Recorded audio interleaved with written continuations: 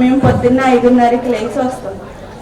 కుక్కలు చచ్చిపోయినా, అనేకమైన రోతగా ఉన్న శుభ్రం చేస్తాం.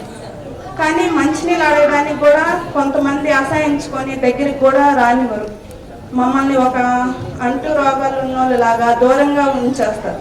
కరోనా టైంలో కూడా మా బతుకులు కుక్కల కంటే వీనంగా అనిపించింది. కానీ ఈరోజు మేము ఈ స్థాయిలో ఉన్నామనేసరికి చాలా గౌరవంగా ఏం మాట్లాడాలో తెలియక మీ అందరికీ మా ధన్యవాదాలు. భారత్ మాతా కే